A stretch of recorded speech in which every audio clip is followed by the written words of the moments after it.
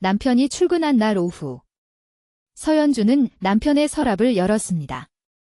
수상한 낌새를 느낀 지 이미 2달이 넘어 있었습니다. 손가락이 두꺼운 봉투에 닿았습니다. 봉투 안에는 사진들이 있었습니다.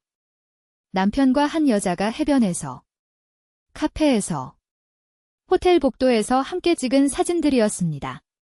배신감으로 손이 떨려오던 바로 그 순간.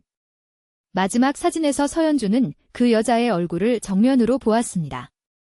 가슴이 멎었습니다. 그 얼굴은 친언니 서지연이었습니다. 10년을 같은 밥상에서 마주 앉았던 얼굴이었습니다. 그러나 이것은 진짜 비밀의 절반도 되지 않았습니다. 서연주는 오전 8시마다 혼자 아침을 먹었습니다. 이런 날들이 언제부터 시작됐는지 정확히 기억하지 못했습니다. 남편 박민혁은 새벽 6시에 이미 집을 나섰습니다.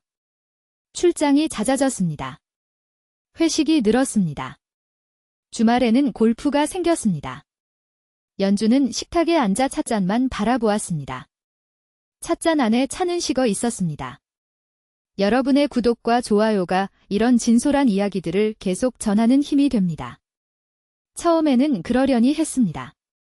결혼 10년이 되면 다 그렇게 된다고 주변에서 말했습니다.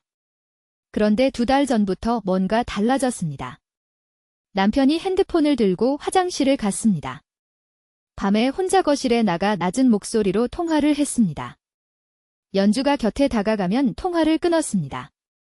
어느 날 밤, 연주는 잠든 척 누워 남편의 뒷모습을 바라보았습니다. 남편의 어깨가 작게 떨렸습니다. 웃고 있는 것이었습니다.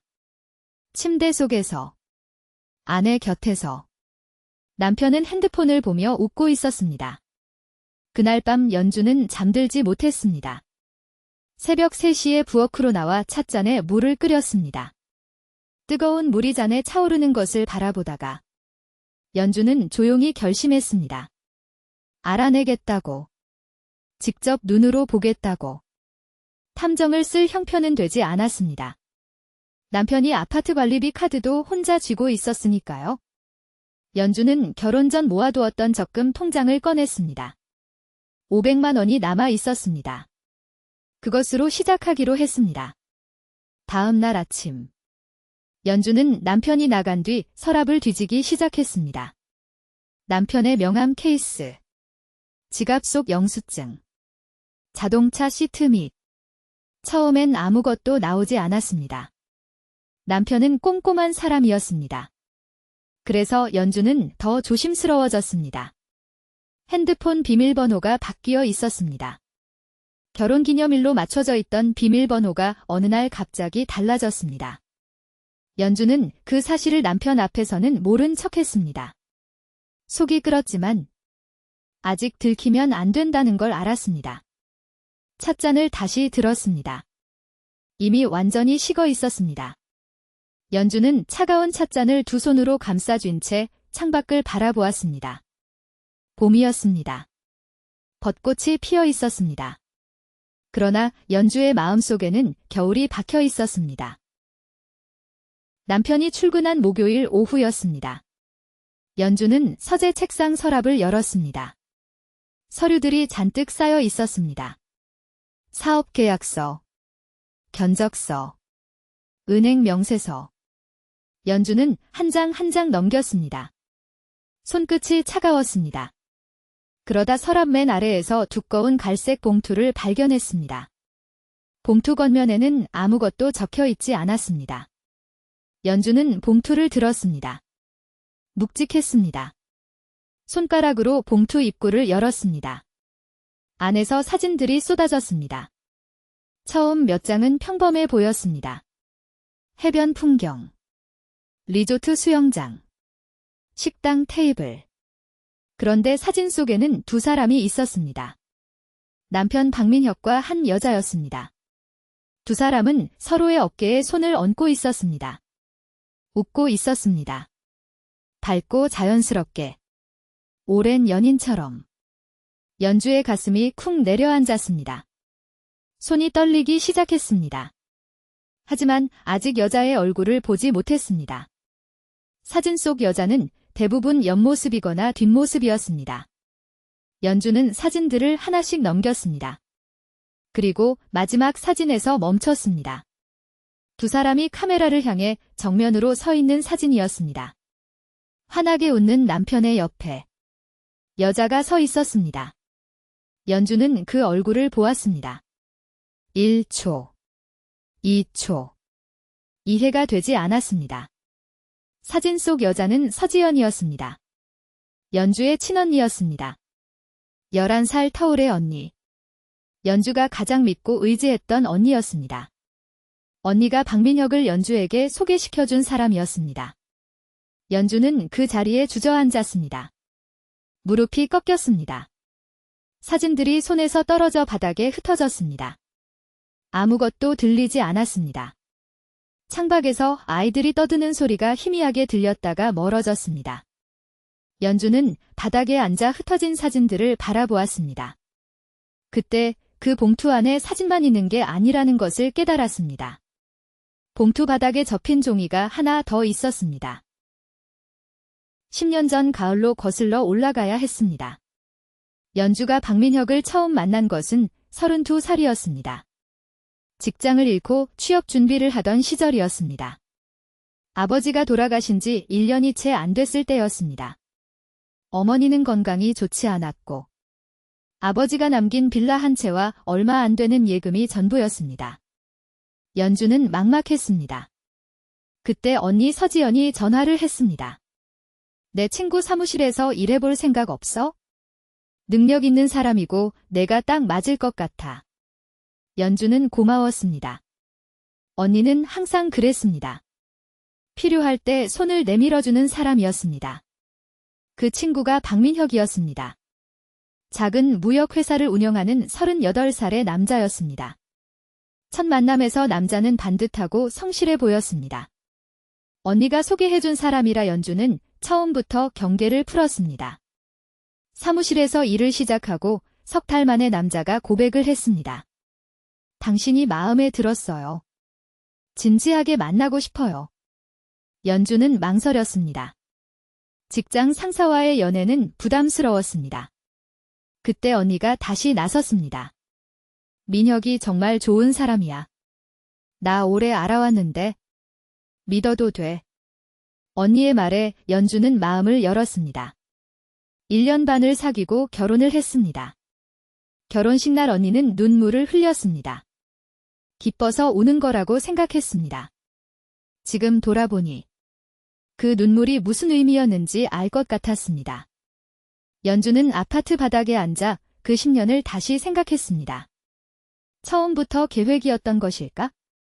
언니는 처음부터 알고 있었던 것일까? 아니, 처음부터 두 사람이 함께였던 것일까? 찻잔에 손이 닿았습니다. 차갑게 굳어 있었습니다. 연주는 이 찻잔을 하루에도 수십 번 만지며 살았습니다.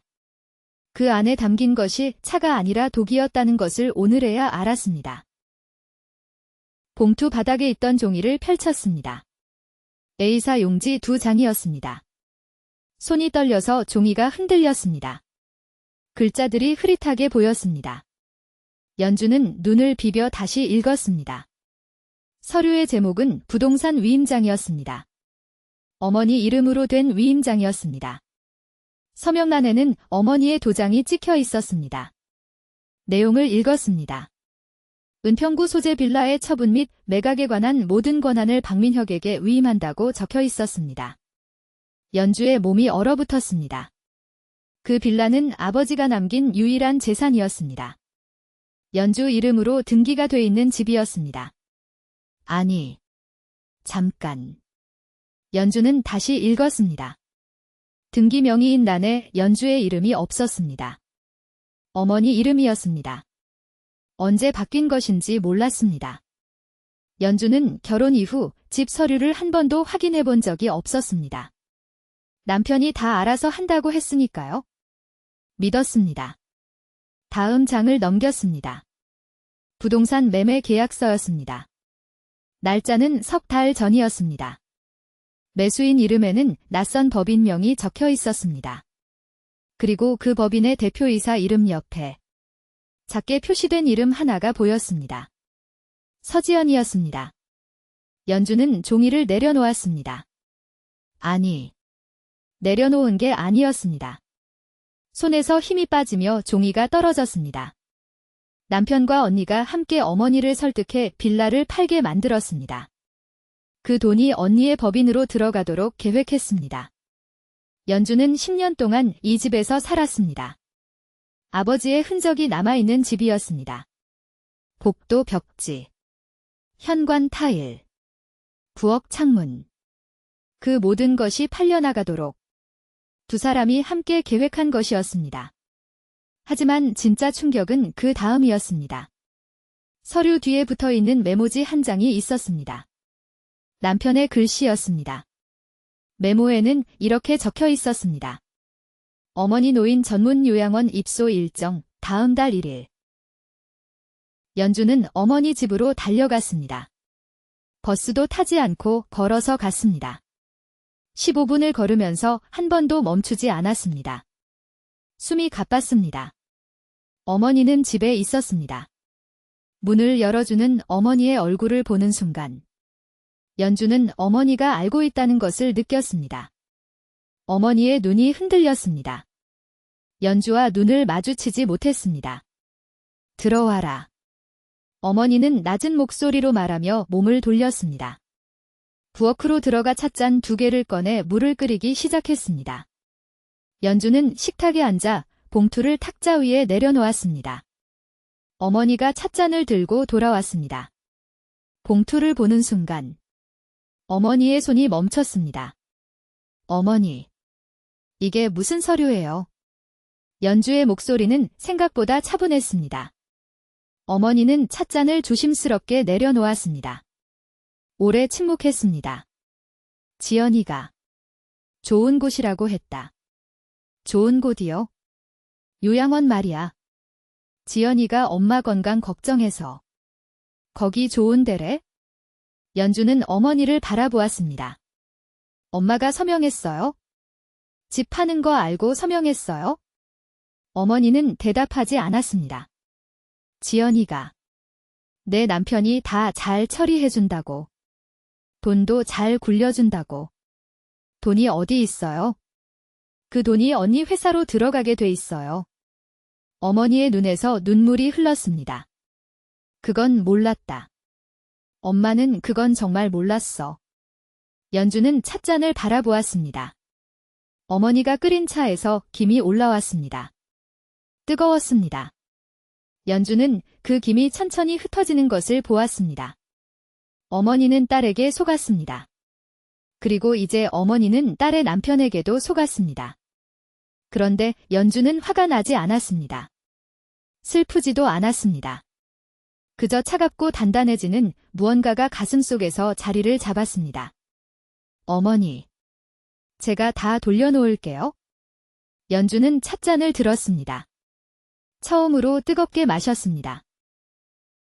연주는 사흘 동안 아무것도 하지 않는 척 살았습니다. 남편에게 웃어 보였습니다. 밥을 차렸습니다. 빨래를 개었습니다. 남편은 눈치채지 못했습니다.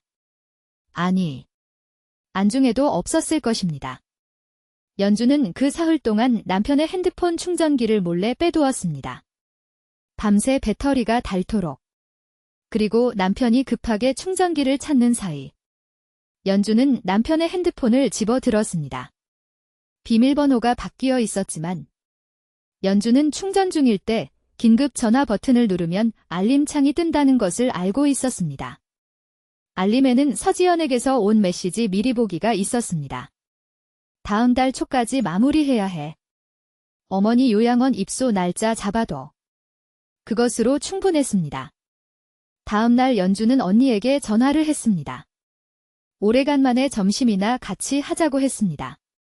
언니는 잠깐 머뭇거렸습니다. 그리고 좋다고 했습니다. 연주는 약속 장소로 가기 전 편의점에서 소형 녹음기를 하나 샀습니다. 재킷 안주머니에 넣었습니다. 버튼을 눌렀습니다. 빨간 불이 켜졌습니다. 언니는 카페에 먼저 와 있었습니다.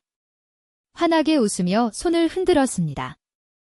연주도 웃으며 마주 앉았습니다. 두 자매는 메뉴를 골랐습니다. 커피를 시켰습니다. 처음엔 별것 아닌 이야기를 했습니다. 어머니 건강, 조카들 학교, 봄 날씨. 그러다 연주가 말했습니다. 언니, 나 요즘 집 걱정이 있어? 언니의 표정이 미세하게 굳었습니다. 무슨 걱정? 빌라 말이야. 민혁 씨가 뭔가 처리하고 있다고 했는데 잘 모르겠어서. 언니는 커피잔을 내려놓았습니다. 잠깐 뜸을 들였습니다. 그리고 말했습니다. 연주야. 민혁 씨가 다 잘 해주는 거야? 어머니도 곧 편한데 모시게 될 거고. 너 너무 안 믿는 거 아니야? 연주는 속주머니에서 손을 빼지 않았습니다. 녹음기가 돌아가고 있었습니다. 언니는 그날 카페에서 2시간 동안 이야기했습니다. 처음에는 조심스러웠지만 연주가 모든 것을 이미 알고 있는 듯 물어가자 결국 많은 것을 털어놓았습니다. 남편과 언니는 사실 15년 전부터 알던 사이였습니다. 남편은 처음부터 어머니 명의의 부동산을 노리고 접근했습니다. 언니는 그것을 알고도 묵인했습니다. 대신 수익을 나눠 갖기로 했습니다. 연주는 그 모든 말을 듣는 동안 단 한 번도 표정을 무너뜨리지 않았습니다. 카페를 나와 혼자 집으로 걸어왔습니다. 녹음기를 꺼내 재생 버튼을 눌렀습니다. 언니의 목소리가 또렷하게 들렸습니다. 다음 날 연주는 법무사 사무실로 갔습니다. 위임장이 위조된 정황을 설명했습니다. 어머니가 직접 서명한 것은 맞지만 내용을 제대로 인지하지 못한 상태에서 서명했다는 사실, 그리고 어머니에게 설명한 내용과 실제 서류 내용이 다르다는 것을 증명하는 자료들을 모았습니다. 일주일 뒤, 연주는 남편에게 서류들을 꺼내 보였습니다. 봉투 속 사진들, 위임장 사본, 그리고 녹음 파일이 담긴 핸드폰을 테이블 위에 올려놓았습니다. 남편의 얼굴이 하얘졌습니다. 이게 뭐야? 증거야. 연주는 의자에 앉았습니다. 이혼할 거야. 그리고 빌라 처분은 무효로 할 거야. 법무사가 가능하다고 했어? 어머니가 판단 능력 없이 서명한 거라는 사실도 증명할 수 있고. 남편은 말을 잃었습니다. 언니한테도 전달했어. 녹음 파일, 혹시 나중에 이 녹음이 어떻게 쓰일지는 오빠가 어떻게 하느냐에 달려 있어. 그날 밤 연주는 어머니 집에서 잤습니다. 어머니가 끓인 차를 마셨습니다. 처음으로 뜨겁게 마셨습니다. 찻잔을 내려놓으며 연주는 생각했습니다. 남편의 불륜을 잡으려다 더 큰 비밀을 알게 됐습니다. 그 비밀은 연주를 무너뜨리지 않았습니다. 오히려 연주를 처음으로 단단하게 만들었습니다. 봄이 끝나가고 있었습니다. 하지만 연주의 봄은 이제 막 시작이었습니다.